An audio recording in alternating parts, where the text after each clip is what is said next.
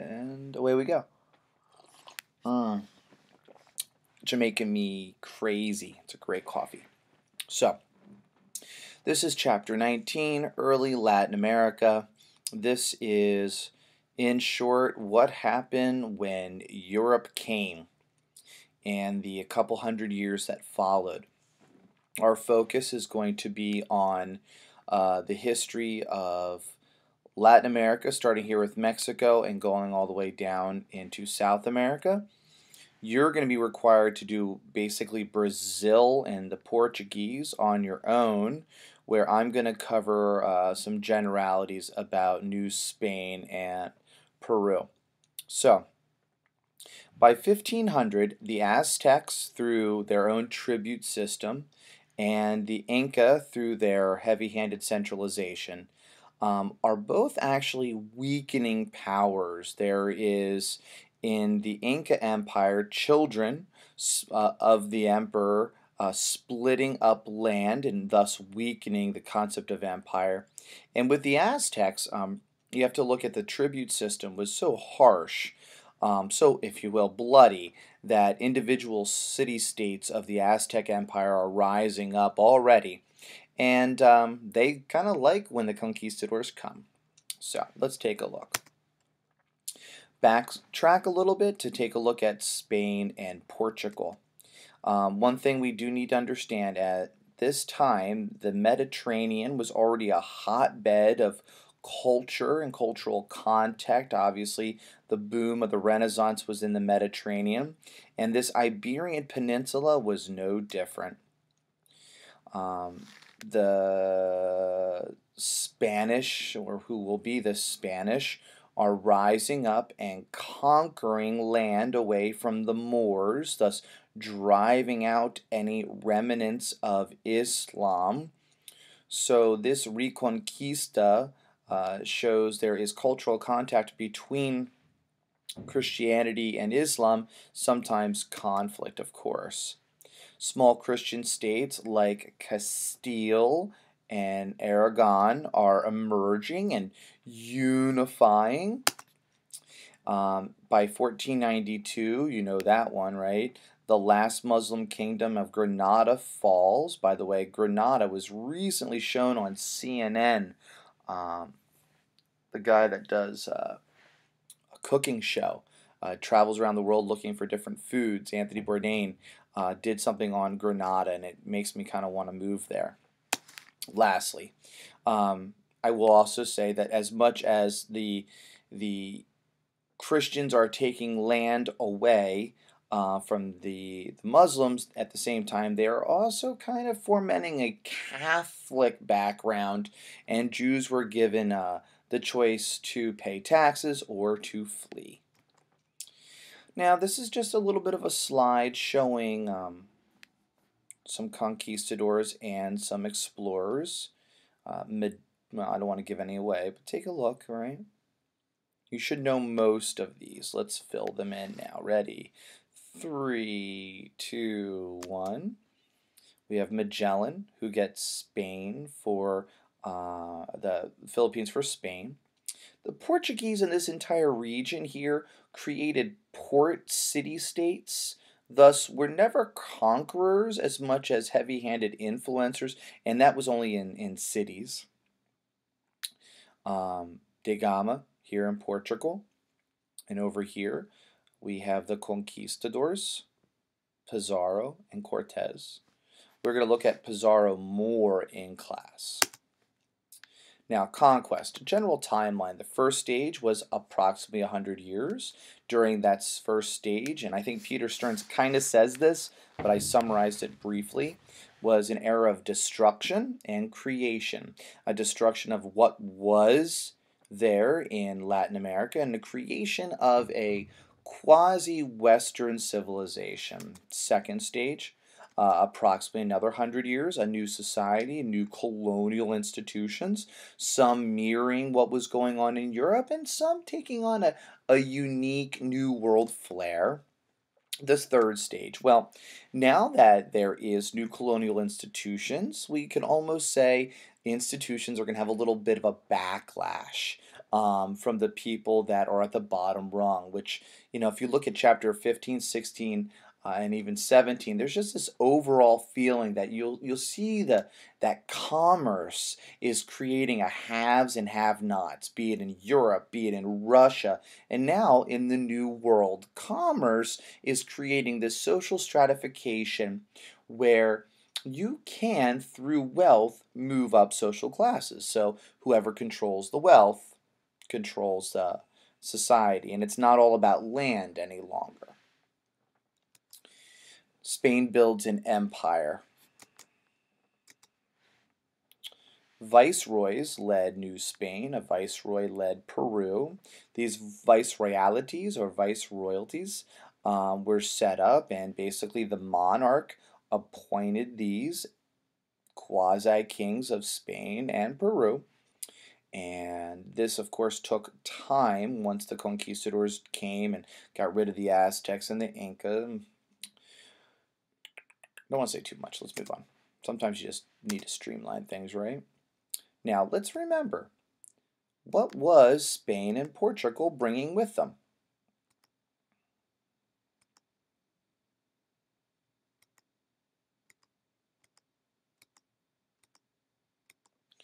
As awesome as some of this stuff is, the concept of bureaucracy and being urban and loving commerce, let's look at Spain and Portugal are bringing these Western traditions to the New World. So it's not surprising that Latin America still today has a history of being a patriarchal society, lying with the Catholic Church.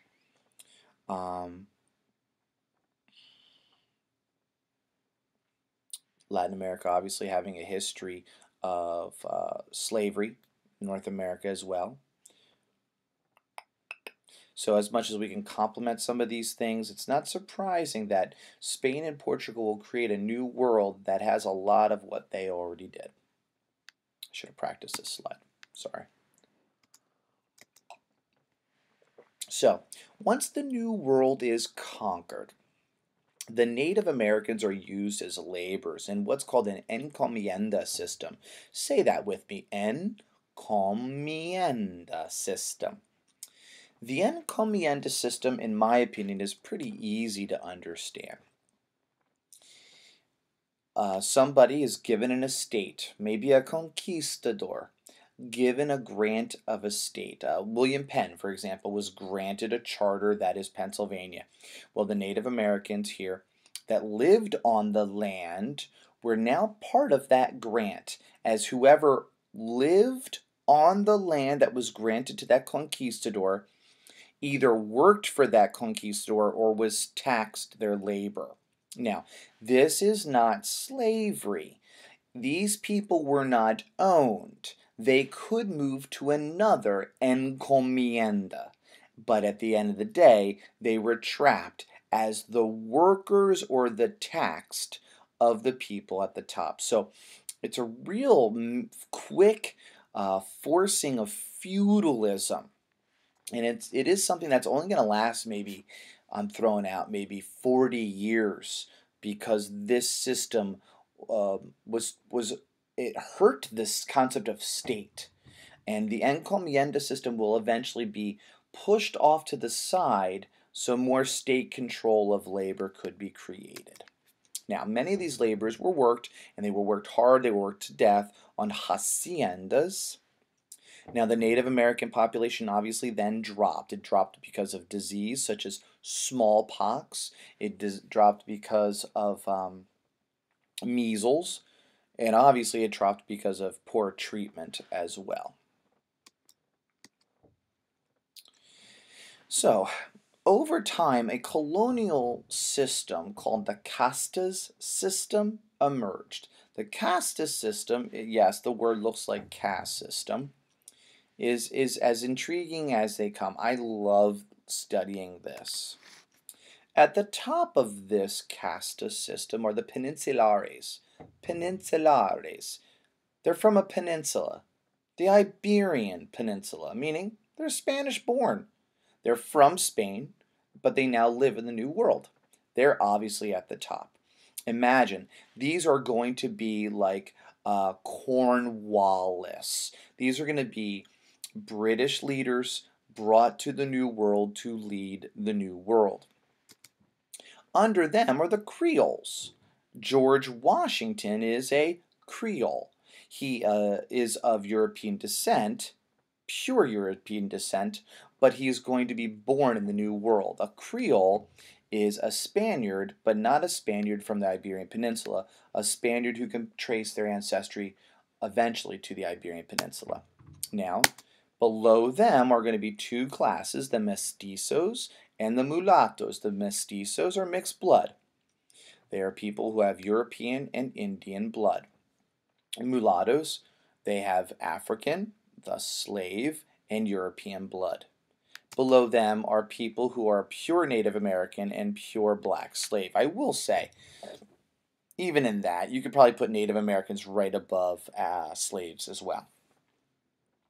This system is awesome in the sense that you can imagine that at first the Peninsulares led, the Creoles were happy with that leadership, but as the Creoles and the Peninsulares saw a rise in these classes, trouble emerges. Imagine, Native Americans are going to die. Slaves are going to be trapped in that caste. But Native Americans are going to die, and you're going to start to see a lot more mixed blood. So these Creoles now are going to eventually, now this is in the 1800s, late 1700s, are going to start having to make a choice. Do they like being under the Peninsulares, being tied to the Iberian Peninsula and Spanish rule? Or are they going to want to be the new rulers of the mestizos and the mulattoes and such? And are they going to work with maybe the mestizos for freedom? You could say that the same thing happened in the New World with George Washington and Thomas Jefferson, all of them alike. Do they want to lead the New World, or are they going to try and tie themselves to the Old World? Do remember, George Washington, if a couple choices went differently and the British maybe had given him more command within the British Army versus being a militia, George Washington may never have just been a Creole. He wanted to be tied to those Peninsulares. Let's move on. Now, over time, as you see the population of Native Americans die and dwindle, they already had ties to other Native Americans, so they were still tribal. It was realized that they needed to use, for this plantation hacienda agriculture, they needed to use slave labor. Slave labor brought to them from the old world traditions. They would go down to Brazil, for Brazil, sugar cane, and they would go get slaves, and thus you see the triangular trade. I'm sorry, I just stuttered all over myself drinking coffee. The Native Americans at first were used in the Encomienda system, but these Encomienda system was actually put to an end by the state government 40, 50 years into it because they wanted to control the land. They wanted to control the labor. They did not want strong fiefdoms. So the state then used mita, which is actually Incan in tradition. Mita is a type of forced labor that only lasted for a short time. So the Inca did it, and now the Spaniards will do it. They will force a couple people to work specifically in the mines for a short time, thus working for state projects. But those people will then be released. Some people in this forced labor were even paid. So it's not slavery. Enslavement was prohibited by the mid-1500s for the simple fact that the mita system could be used and Encomienda was already around, plus there was that new purchasing of African slaves.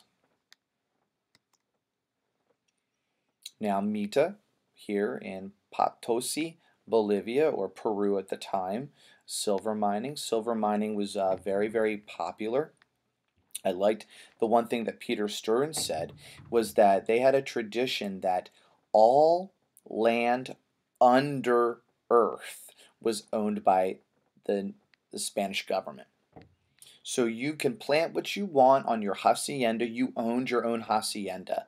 But if you dug under, then you were digging into Spanish government land. Thus, mining was for the benefit of the state.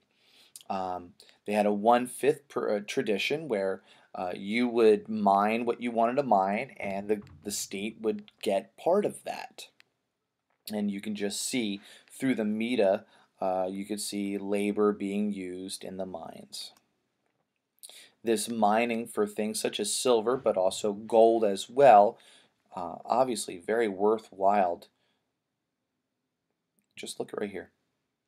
So by 1600, we could see a doubling, a tripling, a quadruple, 100 times greater in some respects.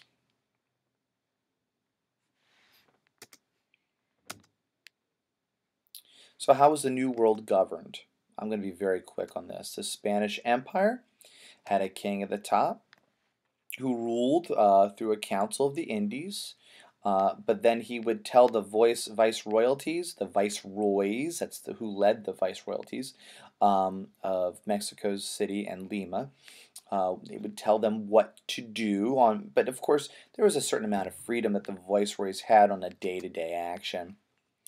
The military, legislative, and judicial powers basically fell below the viceroy, and the viceroy only had power per the government of Spain. Now, within all of this government is not a purely secular world. You'll see a heavy hand of the Roman Catholic Church. The Roman Catholic Church played a big role in people's day-to-day lives and in the rulings of the Spanish government. Now, I'm going to get out of this for a second. Everything I've done up to this point, I think, can start to show you where certain tensions might emerge in the future.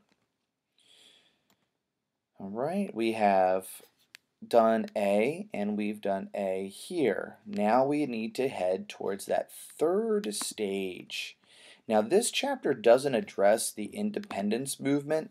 It only does it, a little bit, but I'm going to go a little bit further in the sense that yes, chapter 19 will lead to chapter 24, where there is true independence for Latin America. So, some major factors leading to independence. Number one, beliefs. The Enlightenment, the French Revolution, the American Revolution. The idea that the Creoles felt they might, in the future, benefit by overstripping the peninsulares of their power, and then they can control their own mestizos and mulattoes. I mean, again, Thomas Jefferson and George Washington, they freed themselves as Creoles from the peninsulare, the British rule, and then still continued to have slavery. The American Revolution was also this beautiful example of the concept of federalism. Simón Bolívar will eventually believe that there should be a South American country, not continent, but country, that would have South American states in it. Federalism. It just really didn't work out that way, if you didn't know. Another reason why there were an independence movement in the 1800s is the Bourbon reforms. Per your book, the Bourbons came to power, and what they wanted to do was solidify their power both in Europe but also in the New World. So they set up the intendancy system, where they appointed peninsulares as the intendants or governors. Now, these peninsulares were completely loyal, not to the viceroys, but directly to the king. So the peninsulares, their point of view was not necessarily doing what their viceroy or what the people of the New World needed or wanted, but pleasing the Bourbon family. Creoles were, of course, then kicked out of these type of positions. For example, judgeships, once held by Creoles, are now going to be held by typically peninsulares. The Bourbons also enacted economic reform. Just like the British were trying to suck more money out of the New World, because the New World was not giving them money through tax dollars, you'll see the taxes that led to the American Revolution partially. Well, that's exactly what's going to happen here. Merchants in Latin America did not have access to a transatlantic trade. From then on, it's going to be merchants who are controlled by the Spaniards. And nobody right now in the room should be listening and saying, "Oh, wow, this is new to me." This is exactly what the British East India Tea Company had. They were a monopoly, and it was in a monopoly led by the British government, tied to the British government, that the people, the actual day-to-day merchants, could not compete with. Thus, this monopoly, all right, Tea Party, move on. Sales tax, state monopolies hurt locals, the development of local industry. And lastly, tribute will eventually be required of people like the Native Americans and the mestizos for the first time. A tribute that you have to pay taxes just because of who you are, and that you need to benefit the Bourbon crown. You don't need to benefit your your locality. You can see how number one, the Enlightenment, and number two, the Bourbon reforms, are doing nothing more than leading to tension. Well, I have more. Number three. Now, over time, that pyramid of power that I showed you, it sounded like a nice social structure. But as I made mention earlier, over time, with the level of Native Americans drifting off and the rise of Creoles and mestizos, you're going to see the Peninsulares have a very, very hard time justifying their overlordship. And the Creoles and the mestizos are going to start to look at themselves kind of like a sense of nationalism, or even patriotism. That's a strong word concept. Now, nationalism, remember the term nation state. The people of a nation are of a common beliefs, tradition, and a shared history. Thus, you start to see nationalism. You just don't have a state yet. You have to fight and gain independence to be a nation state. Just jumping on that one. All right. Lastly, and this is not in your chapter yet, it's going to be later on, but just understand, if there is ever an issue going on in Spain where it doesn't look like the Spanish are ruling Spain, but the French directly are, thus through an era of Napoleon, you're going to see no legitimate government. And in the absence of a legitimate government, independence is natural, unqualified, and justified.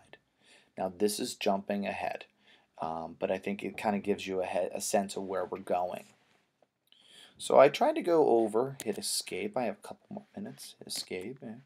I tried to go over social makeup, government structure, role of silver, terms like encomienda, mita, and hacienda. These are all justified terms. Castas. All right. I think we're pretty good. It's been 23 minutes. I'd also read the book, because the book gives you a little bit more detail than I did, but you should have a good understanding of approximately 3/4 of chapter 19. All right? Take care.